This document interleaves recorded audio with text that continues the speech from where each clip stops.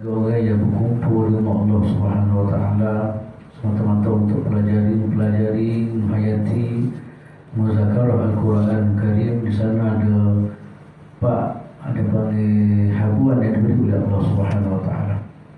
Hadis saya baca tak di mana-mana kaum, mana-mana kumpulan manusia yang berkumpul di rumah Allah Subhanahu Wa Taala, yatluna kitab Allah, yang berkumpul untuk baca Al-Quran Karim, wa tadarasunahu bainahum, dan tadarus di kalangan mereka, illa kecuali pak kalau jaga bagi pertama sekali lah nazalat alaihim sakinah. Allah Subhanahu Wa Taala akan beri ketenangan. Allah Taala akan bagi jiwa dia tenang, tak gelisah. Yang kedua pula ialah wasyathumur rahmah, dipenuhi dengan rahmat Allah Subhanahu Wa Taala ataupun dilimpahi dengan rahmat. Yang tiga pula ialah wahafathumul malaikah, dikelilingi oleh malaikat-malaikat Allah Subhanahu Wa Taala. Kata lain, majlis yang cukup diradai sehingga dihadiri oleh malaikat-malaikat Allah Taala, dan malaikat inilah yang menjadi saksi di hadapan Allah Subhanahu Wa Taala. Yang keempat pula ialah Allah Taala masyhurkan, berbangga-bangga dengannya kepada malaikat-malaikat apa yang dilakukan oleh kita pada hari ini. Itulah tuan-tuan semua, istimewanya pengorbanan kita pada pagi ini, mujahadah kita sanggup tinggal segala-galanya untuk mari masjid belajar ayat Allah Ta'ala. Itulah empat habuan yang disebut Nabi Sallallahu Alaihi Wasallam akan diperolehi oleh orang yang bersama dalam majlis tersebut. Kita doa kita termasuk dalam apa yang disebut oleh Nabi Sallallahu Alaihi Wasallam. InsyaAllah untuk malam ini kita akan tengok surah Al-Qasas, dan sebelum itu lepas insyaAllah sebelum lepas kita baca dan akan membuat rumusan apa yang kita bincang dalam surah Al-Kabut insyaAllah. Sebelum itu sama-sama kita baca dulu. Bismillahirrahmanirrahim. Bismillahirrahmanirrahim. Tasin.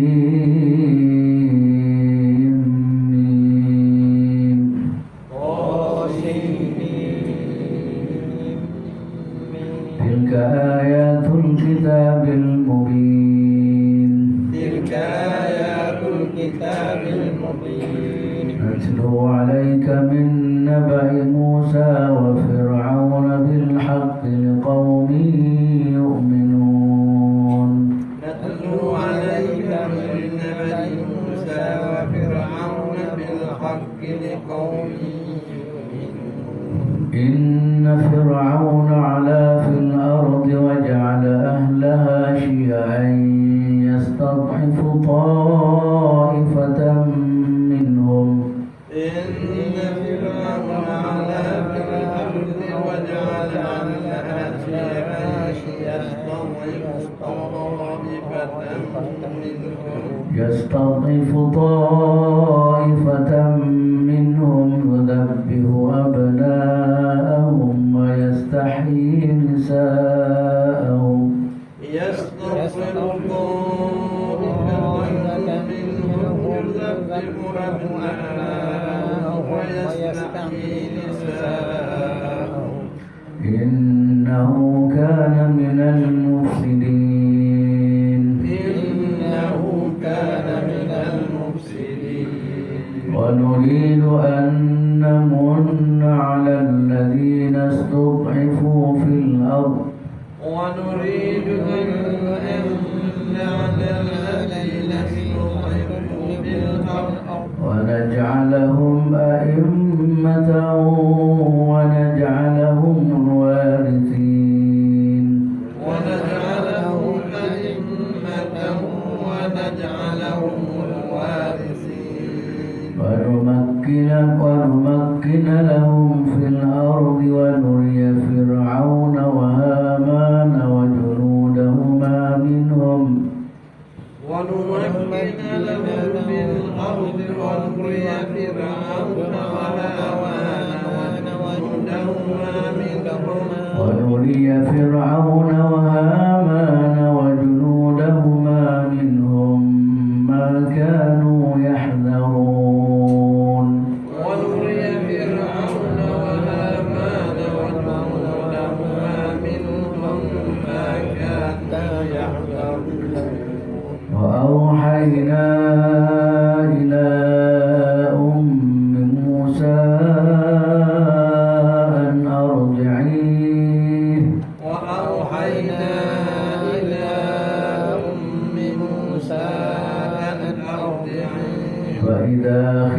عليه فألقيه في اليم ولا تخافي ولا تحزني فإذا خفت عليه فألقيه في اليم ولا تخافي ولا تحزني إنا رادوه إليك وجاعلوه من المرسلين إنا رادوه إليك وجاعلوه من المرسلين فالتقطه آل فرعون ليكون لهم عدوا وحزنا فالتقطه آل فرعون ليكون لهم عدوا وحزنا إن فرعون وهامان وجنودهما كانوا خاطئين إن فرعون وهامان وجنودهما كانوا خاطئين وقالت امرأة فرعون قرة عين لي ولك وقالت امرأة فرعون وقر عين لي ولك لا تقتلوه عسى أن ينفعنا أو نتخذه ولدا لا تقتلوه عسى أن ينفعنا أو نتخذه ولدا عسى أن ينفعنا أو نتخذه ولدا وهم لا يشعرون عسى أن ينفعنا أو نتخذه ولدا وهم لا يشعرون وأصبح فؤاد أم موسى فارغا وأصبح فؤاد أم موسى فارغا إن كادت لتبدي به لولا أن ربطنا على قلبها إن كادت لتبدي به لولا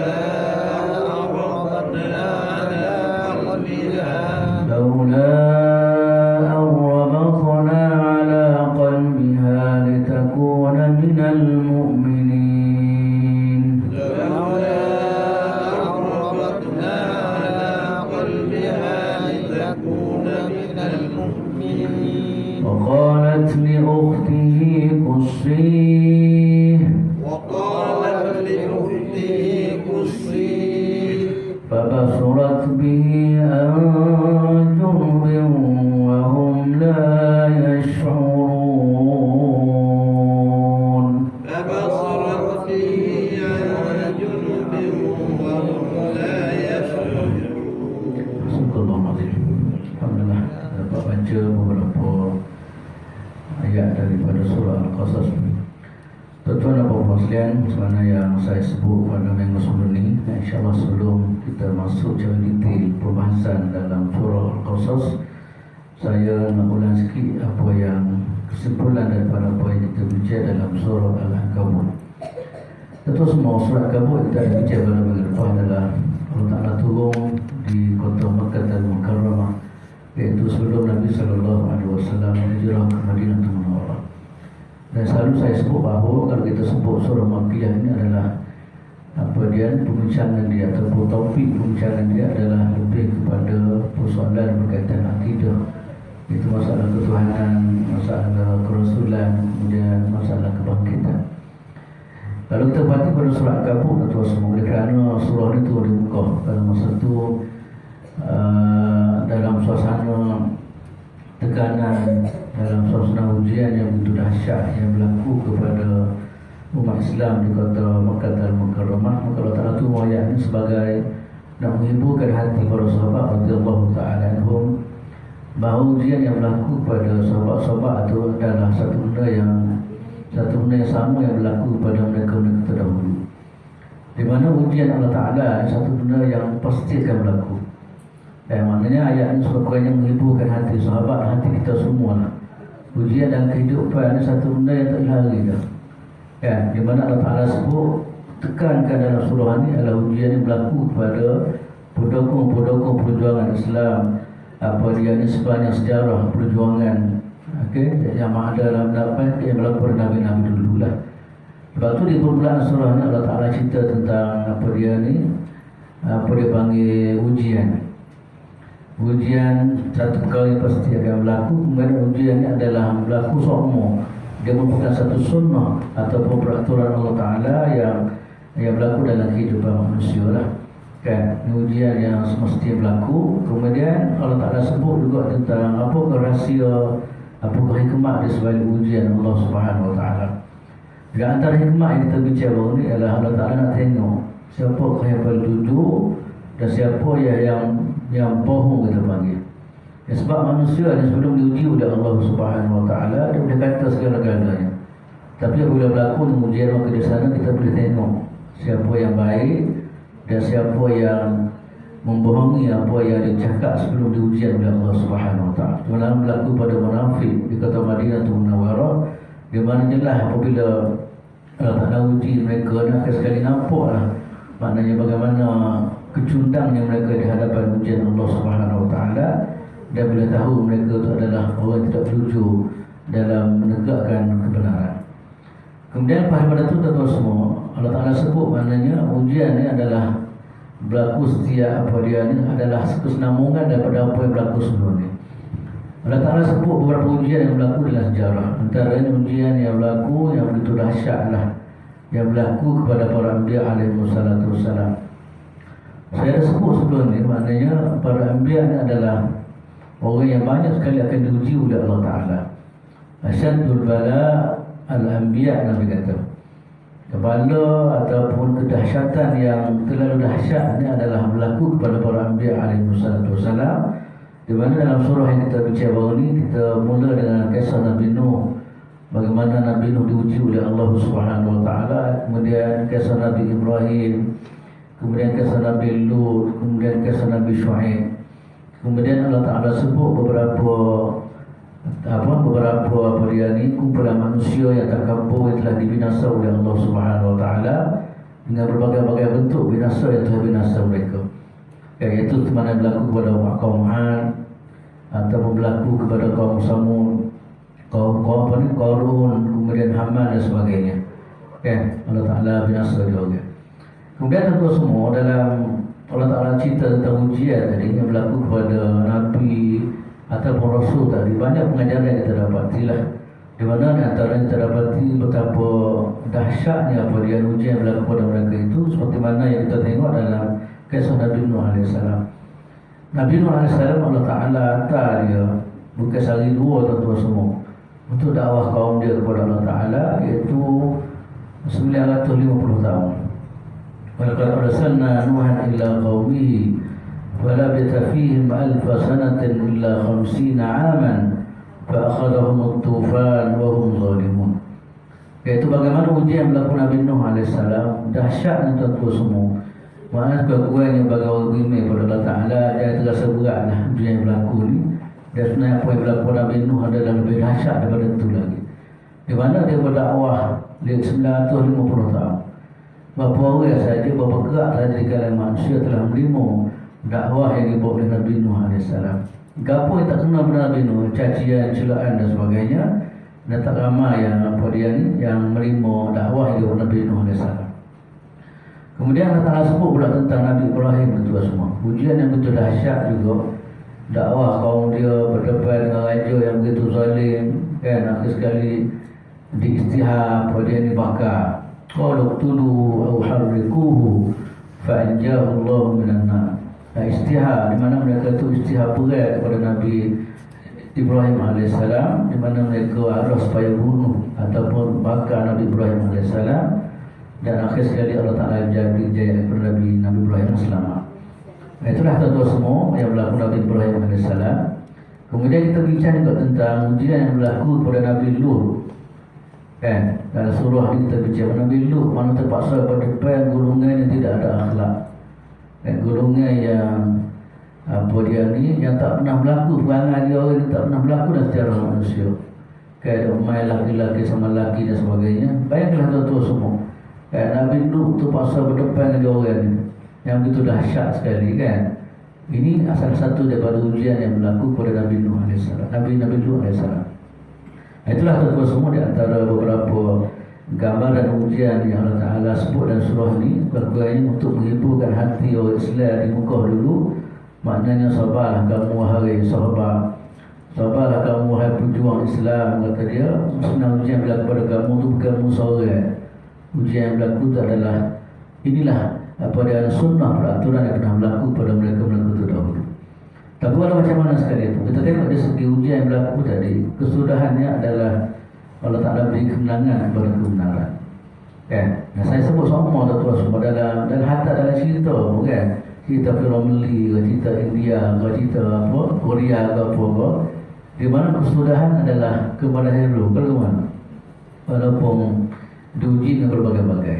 Ini satu benda yang memang ada di kepala orang ada. Maknanya hero nak ke benda ke mana, walaupun diuji dengan berbagai-bagai.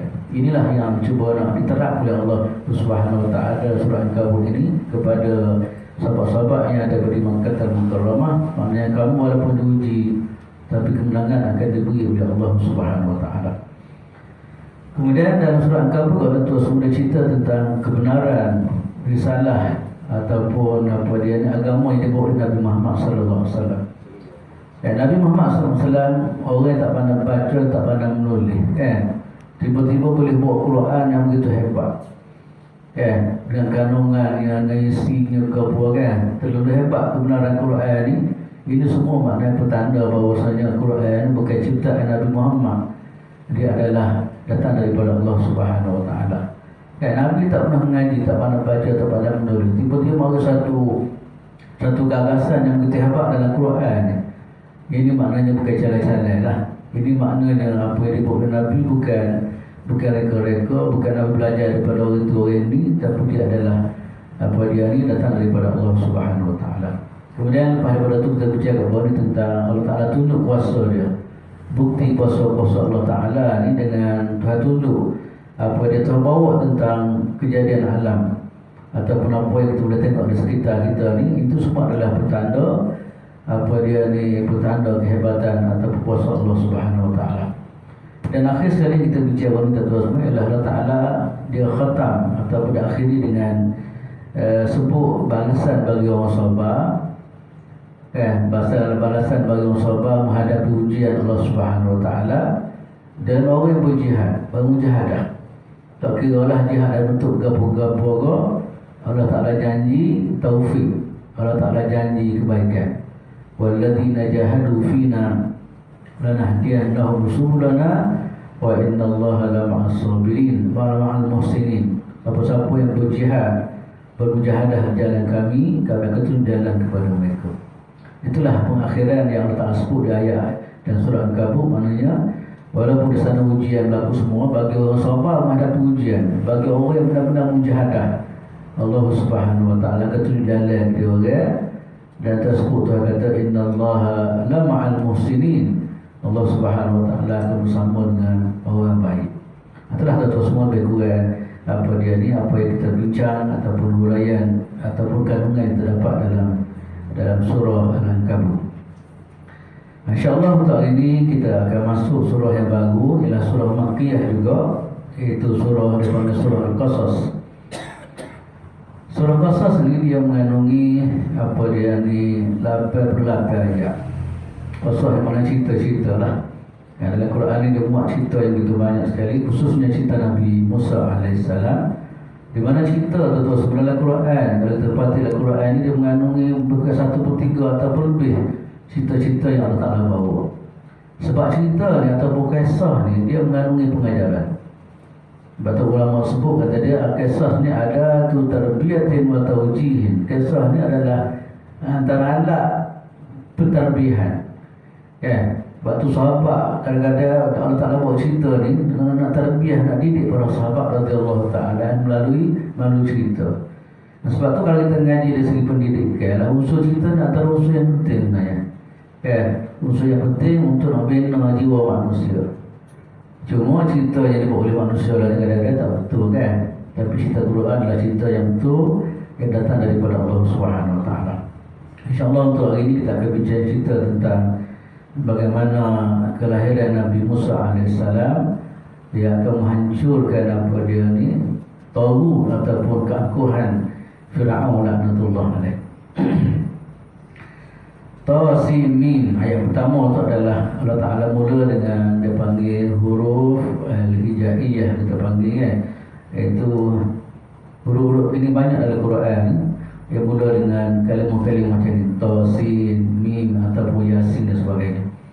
Cuma dalam dari segi pembahasan, dari segi makna, ulama dia ada dua kumpulan. Kumpulan pertama mengatakan ayat ni ayat mutasyabihat, tak tahu makna dia kecuali Allah Subhanahu Wa Taala. Sebab tu setengah-setengah ulama tafsir mengatakan, kata dia pada ayat ni, kata dia Allahu a'lamu bi muradih, Allah Taala saja yang tahu apa yang makna dia. Kemudian kumpulan kedua dengan ulama ialah kata dia huruf-huruf ini adalah sebagai peringatan ataupun dia panggil sebagai tanbih, peringatan kepada kafir. Kafir yang boleh jadi kita sebut cara umum dia tak dengar, tiba-tiba sebut kalimah ni boleh jadi cakapan dia tak akan dengar apa yang dibicara oleh Al-Quran Al-Karim. Adakah ulama mengatakan huruf ni adalah nak tunjuk tentang mukjizat Al-Quran. Al-Quran yang Allah Ta'ala turun kepada kita, kepada rakyat kita semua adalah Quran ni lah yang tersusun daripada kalimah-kalimah ni lah, kalimah-kalimah Arab. Di mana kalimah ni juga, walaupun disusun kalimah Arab, kamu juga tak mampu untuk mencabar Al-Quran Karim, kan? Nah, itu antara pembahasan di kalangan ulama. Kita dah bicara banyak kali dah tentang huruf muqatta'ah ni, kita panggil huruf-huruf sosok ni yang dimulai di permulaan surah dalam Al-Quran Karim. Tilka ayatul kitabil mubin. Tilka ayatul kitab bil mubin. Ini ayat-ayat kitab Al-Quran yang jelas daripada Allah Ta'ala. Quran tentu semua satu benda yang jelas lah. Dia menceritakan tentang urusan agama, dia menceritakan apa yang berlaku, dia menceritakan tentang hukum hakam Allah Subhanahu Wa Ta'ala. Tak ada rumit sikit apa Quran ni. Kalau kita belajar Quran, kita tengok jelas bagaimana perutusan Allah Subhanahu Wa Ta'ala, syariat dia yang gapo-gapo yang disebut oleh Quran itu satu benda yang jelas, tidak ada kabur. Lepas tu kita panggil apa? Tilka ayatul kitabi al-mubin. Inilah ayat kitab Al-Quran yang jelas daripada Allah Ta'ala. Sebab itulah sebab tengokkan dalam sejarah, bila Nabi turun Quran, dia boleh faham selalu dah. Sama ada orang Badawi ke orang ngaji tak mengaji ke, dia boleh faham. Sebab penjelasan Quran memang jelas, tak ada rumit, tak ada payah ke apa lah. Ini penjelasan yang saya sebut, tilka ayatul kitabil mubin. Kemudian di antara ayat-ayat Quran yang tersebut sinilah, natlu alaika min naba'i Musa fir'auna bil haqqi liqaumin yu'minun. Kami membacakan kepada kamu sebahagian daripada kisah Musa dan Fir'aun dengan sebenarnya untuk orang-orang yang beriman. Di mana Quran yang tertulis semua, dia bukan ciptaan Nabi Muhammad. Kita faham daripada sini jelas Tuhan kata natlu kami, Tuhan kata. Mana Quran bukan pandang-pandang Nabi tak lah. Quran datang daripada Allah Ta'ala. Natlu alaika min naba'i Musa wa Fir'aun. Kami Tuhan kata baca kepada engkau wahai Muhammad sebahagian min tabi'in, sebahagian daripada cerita-cerita Nabi Musa dan Fir'aun dengan benar bagi mereka yang beriman. Allah Ta'ala tak ambil semua lah. Boleh jadi panjang lagi cerita Nabi Musa AS. Cuma Tuhan ambil sebahagian daripada cerita Nabi Musa ni. Dia ambil mana-mana yang boleh kita ambil ibrah, ambil iktibar daripadanya. Sebab tu Tuhan kata min maknanya sebahagian. Banyak lagi cerita-cerita yang Allah Ta'ala tersebut. Cuma yang sebut dalam Quran ni adalah cerita yang benar-benar beri pengajaran dan benar-benar yang kita boleh ambil daripada kisah-kisah tersebut. Bagaimana kisah Nabi Musa bertemu dengan Fir'aun. Kemudian kisah-kisah yang benar, bilhaq, bukan kisah reka-reka kepada lah. Betul lah tuan-tuan semua, sebenarnya Quran cerita benar. Jangan amal hal benda lain. Kita nak tahu kebenaran Quran ataupun hadis yang sahih. Cerita balik-balik banyak adalah cerita-cerita cerita Israeliat kan. Itu kadang-kadang ada usul-usul penamahan. Yang benar semestinya adalah Quran dan hadis yang sahih. Waktu sahaja cerita yang benar yang berkaitan dengan Nabi Musa dengan berkaitan dengan Fir'aun. Di mana cerita-cerita macam ni yang Tuhan cerita ni, dia adalah manfaat kepada orang beriman. Liqaumi yu'minun, dia cerita ni adalah beri manfaat kepada orang beriman lah. Sebab kita pergi main cerita ke apa pun dia tidak ada dengar lagi panggil kan. Sebab itulah cerita-cerita ke apa semua ni dia hanya bermanfaat kepada orang yang beriman, orang nak cari kebenaran. Kan, sebab tu saya kaitkan dalam kisah Fir'aun dan Musa ni, manfaat kepada orang yang beriman. Bagi orang tak beriman, cerita hanya sekadar cerita je lah. Kan, tapi bagi orang beriman dia boleh ambil faedah, ambil pengajaran di sebalik apa yang kita berkatakan oleh Allah Subhanahu Wa Taala. Kemudian tuan-tuan semua Allah Ta'ala sebut cerita tentang Fir'aun. InsyaAllah saya akan cerita banyak sekali ni. Ini cerita sebelum kelahiran Nabi Musa AS. Allah Ta'ala cerita bagaimana suasana yang berlaku pada masa itu. Di mana suasana pada masa itu tuan-tuan semua adalah negara dipimpin oleh Fir'aun. Kan? Negara ataupun negara lah, kawasan itu ada dipimpin oleh Fir'aun. Dan ayat yang kita akan baca depan ni adalah ayat berkaitan dengan bagaimana apa dia ni pemerintahan ataupun ciri-ciri yang ada pada Fir'aun laknatullah alaih. Innal fir'auna 'ala fil ardi wa ja'ala ahlaha syi'an yastad'ifu ta'ifatan minhum yudhabbihu abna'ahum wa yastahyi nisa'ahum innahu kana minal mufsidin. Sesungguhnya Fir'aun telah berbuat sewenang-wenangnya, berlaku zalim di bumi dan menjadikan penduduknya berpecah belah. Dia menindas golongan daripada mereka Bani Israel. Dia menyembelih anak-anak laki-laki mereka dan membiarkan hidup anak perempuan mereka. Sesungguhnya dia Fir'aun termasuk orang-orang yang berbuat kerosakan. Dan ayat ini tentu semua Allah Ta'ala sebut ciri-ciri Fir'aun ni. Ya, Fir'aun yang pertama sekali ialah inna Fir'auna 'ala fil ard. Teruk tak teruk Fir'aun tu bawa beberapa ciri yang ada pada Fir'aun. Dan ciri-ciri macam ni tuan-tuan semua dia bukan ada Fir'aun lah ni, mana ni ciri-ciri kita akan tengok depan ni. Kan, ciri-ciri ada perangai, kezaliman, keangkuhan Fir'aun yang Allah sebut dalam ayat ni. Yang pertama sekali lah inna Fir'auna 'ala fil ard. Fir'aun ni memang orang angkuh takabur. Itu sifat dia. Sepatutnya dia dapat pemerintahan ni dia akan tunduk, dia akan kembali pada Tuhan kan? Sebab dia boleh memerintah dia berapa semua. Itu semua adalah kurniaan daripada Allah Ta'ala. Sepatutnya berlaku macam itulah. Orang Islam pun boleh dapat pemerintahan berapa semua kan. Dia diberi kuasa oleh Allah Ta'ala. Sepatutnya tidak menjadikan dia angkuh. Sepatutnya dia tunduk dan menyerah diri kepada Allah Ta'ala. Tapi Fir'aun ni tidak, tuan-tuan semua. Sifat dia 'ala fil ard. Dia angkuh di muka bumi Allah Ta'ala.